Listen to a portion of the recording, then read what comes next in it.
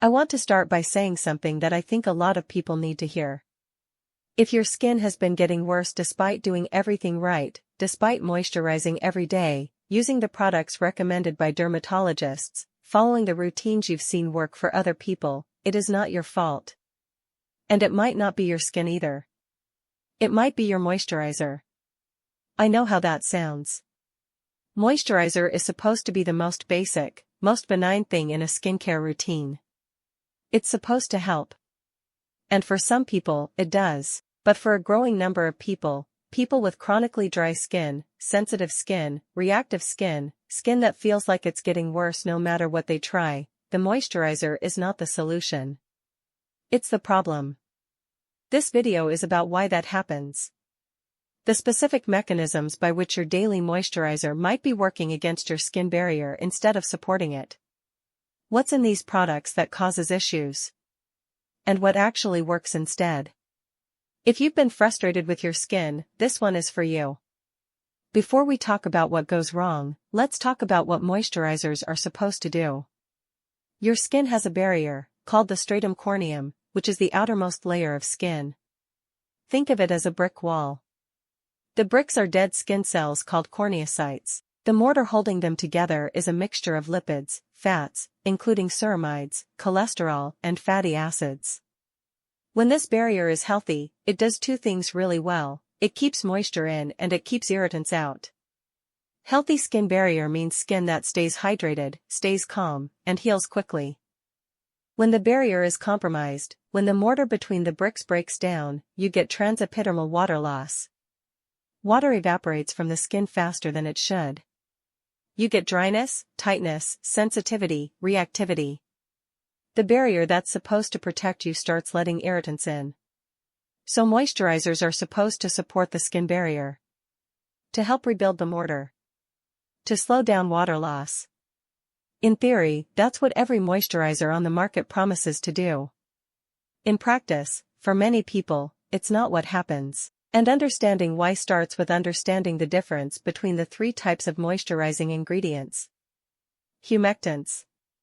Humectants draw water into the skin, either from the air or from the deeper layers of skin. Hyaluronic acid is the most famous example. Glycerin is another. They make skin feel immediately plump and hydrated. The problem: humectants draw water, but they don't seal it in. Without an occlusive ingredient on top, that water evaporates, sometimes leaving skin drier than before. And in dry climates or air-conditioned environments, humectants can actually draw moisture out of the skin if there's not enough humidity in the air to pull from. Occlusives. Occlusives create a physical barrier on top of the skin to prevent water from evaporating. Petroleum jelly is the most effective occlusive that exists. It reduces water loss by almost 99%. Waxes, silicones, and mineral oil are also occlusives. The problem: a physical barrier on top of the skin is not the same as a healthy skin barrier. It's a patch, not a repair. And many occlusives, particularly silicones, can cause congestion, trap bacteria, and interfere with the skin's natural breathing and repair processes. Emollients. Emollients fill in the gaps between skin cells and make skin feel soft and smooth. This is where most oils in skincare live: plant oils, seed oils, fatty acids. They make the texture of a product feel luxurious and make skin feel soft temporarily. The problem: not all emollients are created equal. And the specific emollients dominating modern skincare, polyunsaturated seed oils, may be actively destabilizing the skin barrier rather than rebuilding it. Here's the pattern that I hear from people constantly, and it's one of the most important things in this video. They start moisturizing because their skin feels dry. The moisturizer makes it feel better temporarily. Then the skin feels dry again, sometimes drier than before. So they apply more moisturizer. And the cycle continues. More product, more dependency, no actual improvement. This is not a coincidence.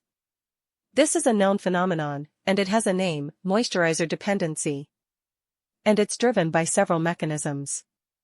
Mechanism 1: suppression of natural sebum production. When you consistently apply external moisture to your skin's own oil-producing glands, the sebaceous glands, receive a signal that moisture levels are adequate. Over time, they produce less sebum. Your skin becomes more reliant on external moisturizer and less capable of moisturizing itself. This is why many people who stop moisturizing temporarily experience a purge period of dryness before their skin recalibrates and starts producing its own oil again. The skin had forgotten how to do it, because you'd been doing it for years. Mechanism 2, humectant-driven water loss. Many popular moisturizers are humectant-heavy, loaded with hyaluronic acid, glycerin, and similar ingredients. Applied without a proper occlusive on top, these ingredients pull water to the surface of the skin and then that water evaporates. The result, skin that feels briefly plump, then drier than before. Which makes you reach for the moisturizer again. Which pulls more water to the surface. And so on.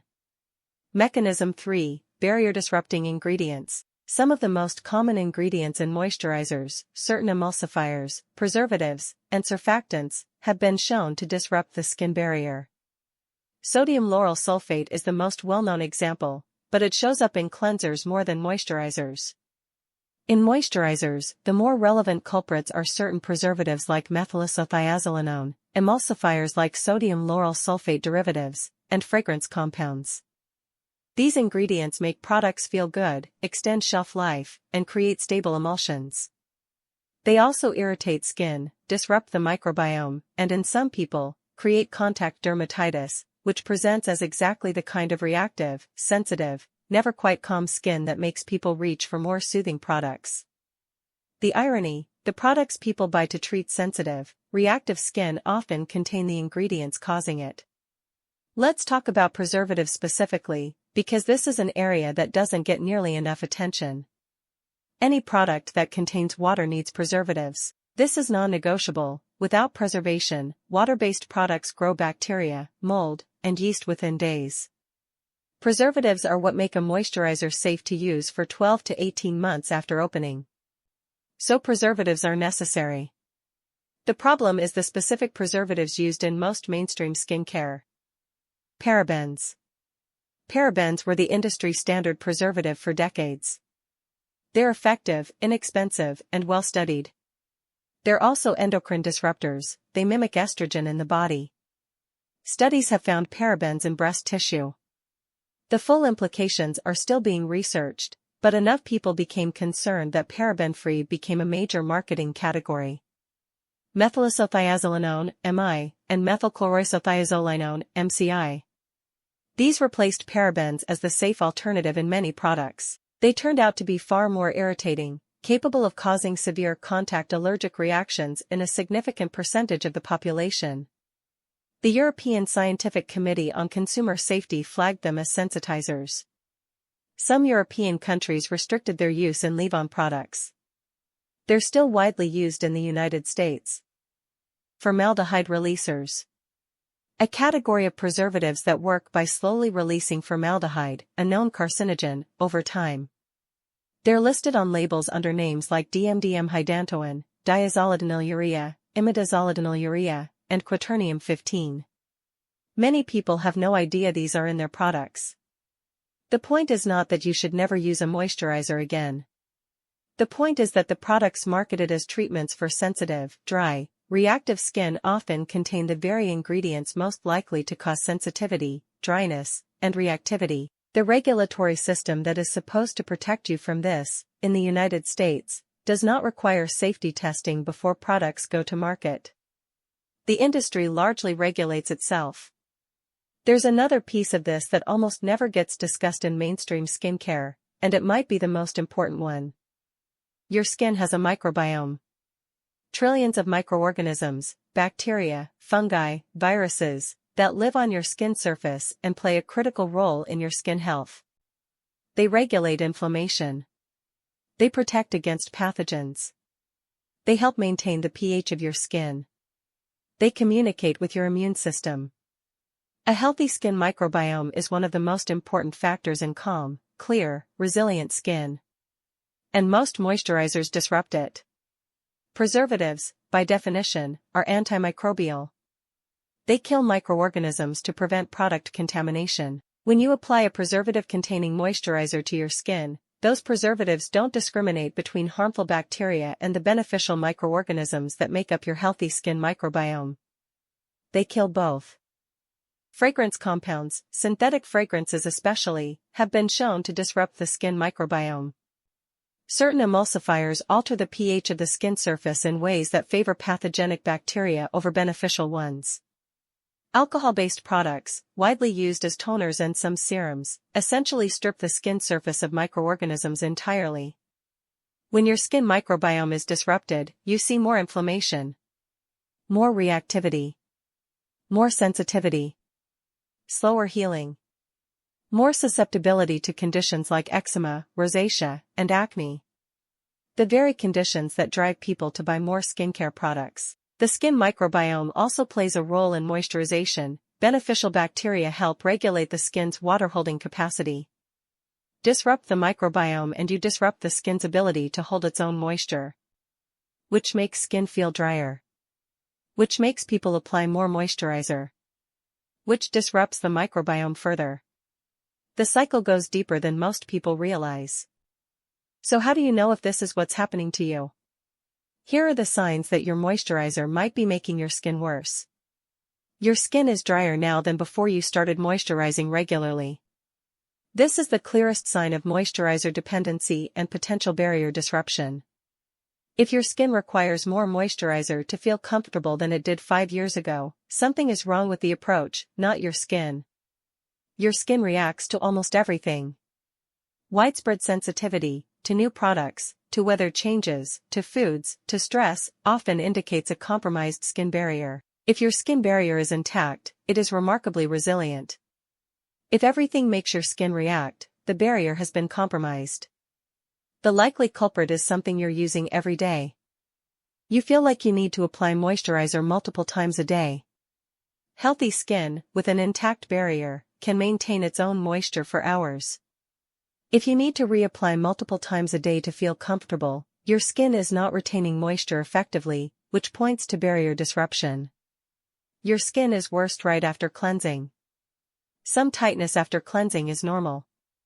Extreme tightness that takes a long time to resolve suggests your cleanser is overstripping and your moisturizer is not actually repairing the barrier, just temporarily masking the symptoms. You've been using the same products for years with no real improvement.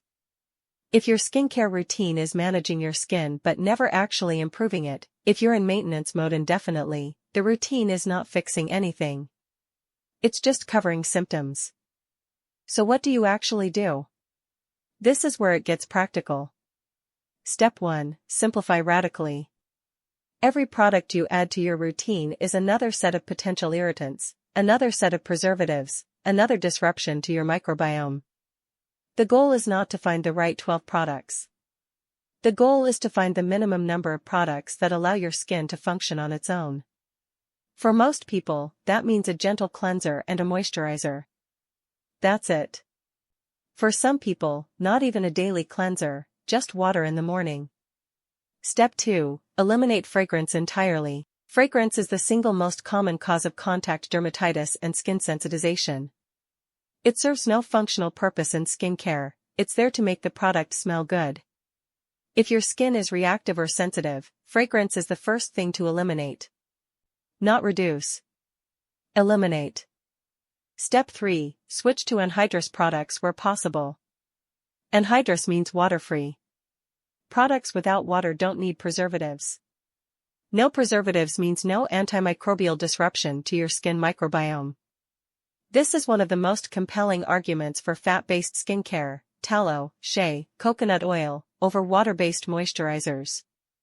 No water, no preservative requirement, no microbiome disruption.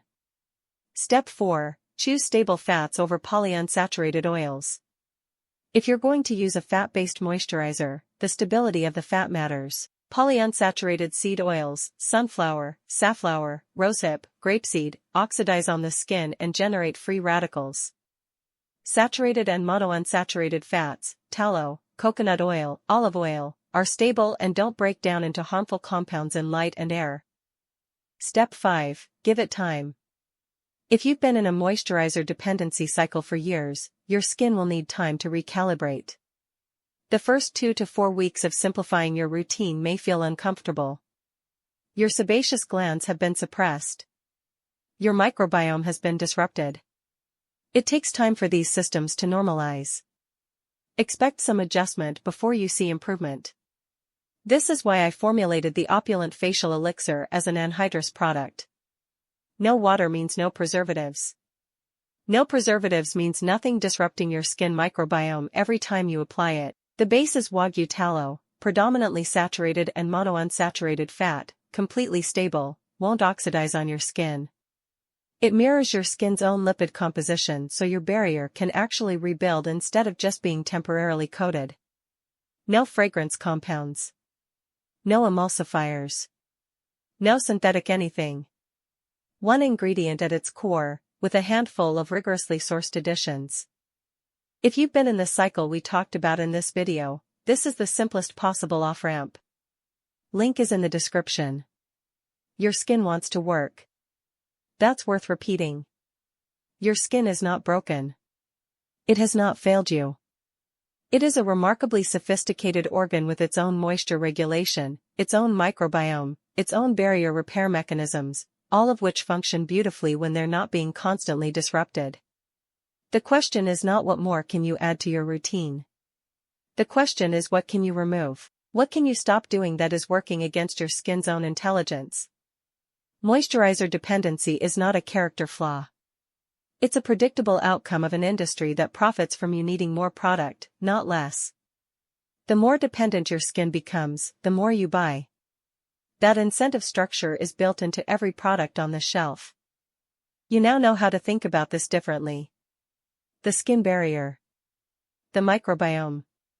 The difference between coating skin and actually repairing it. The ingredients that help versus the ones that hurt. More on this channel about what actually works for your skin, and why. Subscribe so you don't miss it. The Opulent Facial Elixir link is in the description. No water, no preservatives, no seed oils, nothing your skin doesn't need. Thanks for watching. Visit goldentallow.com to experience your new glow.